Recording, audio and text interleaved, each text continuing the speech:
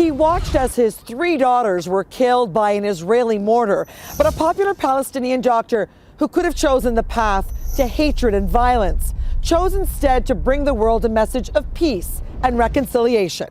I sat down with Dr. Izzeldin Abuelaish and his family for this exclusive story.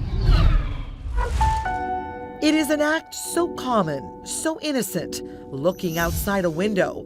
But what these young eyes have witnessed on the other side of the glass is unspeakable horror.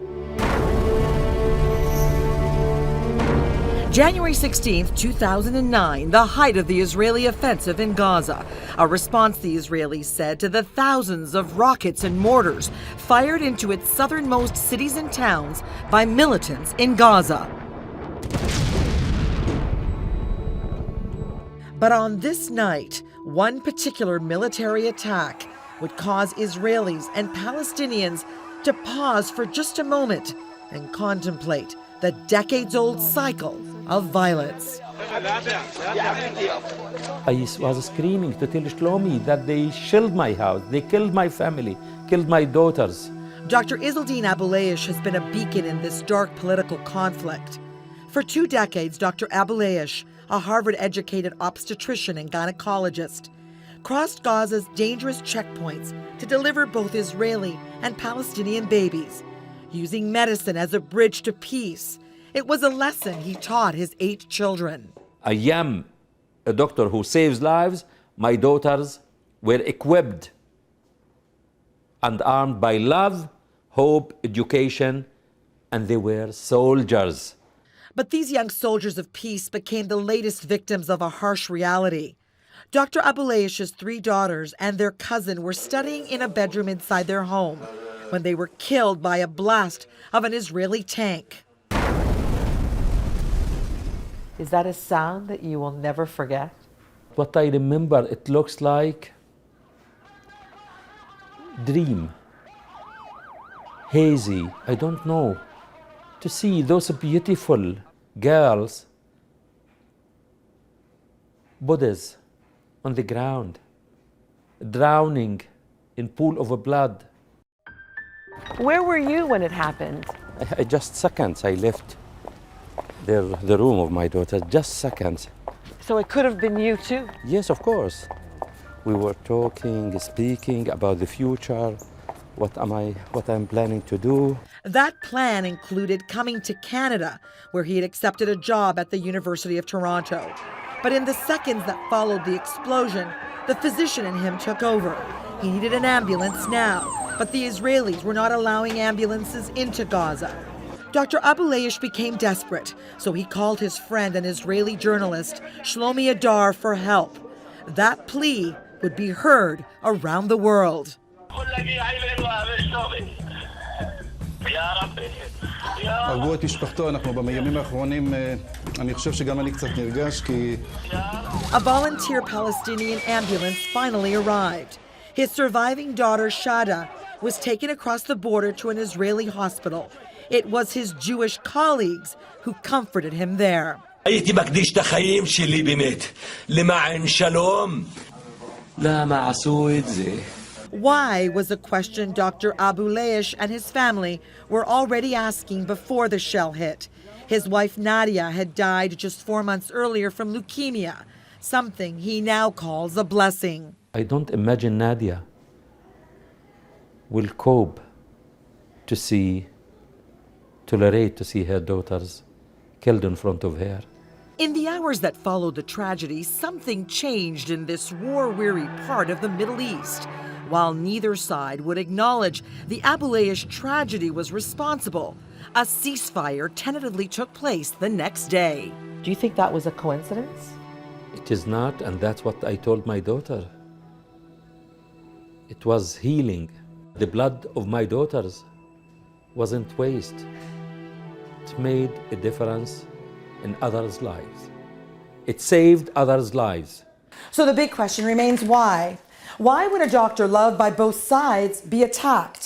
Well, according to an Israeli spokesperson, they claim they witnessed sniper fire coming from Dr. Abuelaish's home.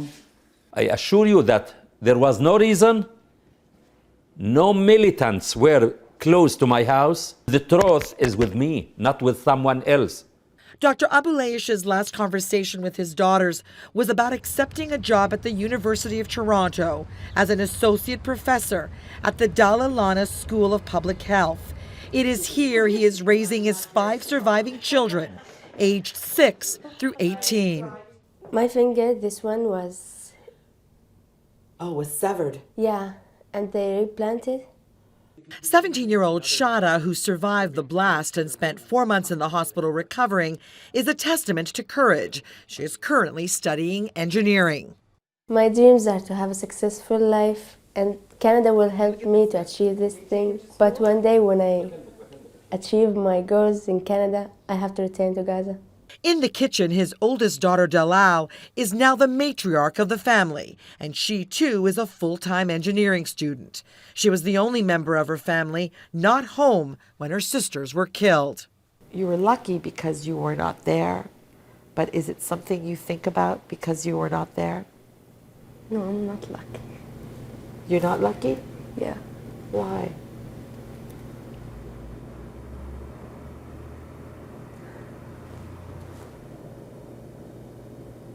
How do you make yourself feel better? I cannot. You cannot? Do you find moments where... Do you think that your father's message of peace will make you feel better? Sometimes, yeah, for the future, but for the past, it's impossible. It is painfully clear that Dr. Abuelaish has much to deal with, a mourning family and the demands of a new career. But he has not wavered from his mission of peace and reconciliation. He offers no political solutions, but emphasizes understanding. What do you want the world to know about this? What is your message? I think what do we need? And the message to this world? To feel and to discover our humanness inside us and to have open heart. Dr. Abuelaish's message hasn't gone unnoticed. He recently learned he was nominated for the Nobel Peace Prize for 2010. He is also putting tremendous efforts into a book and movie deal. I feel it's a moral and ethical obligation that every human being learn from this. Dr. Abuelaish is also determined to keep alive the memory of his daughters, creating a foundation called Daughters for Life. And there to see Bisan, Mayar, dreams. Other girls will be fulfilled by them. And for his remaining children now living in Toronto, a gesture from their neighbors, removing the fences from their backyards so that they can play freely with their newfound friends. And that's the lesson which has been practiced in Canada. How can we transmit it to other places to smash mental and physical barriers between human beings? We have to fight for freedom, equal freedom of all and for all.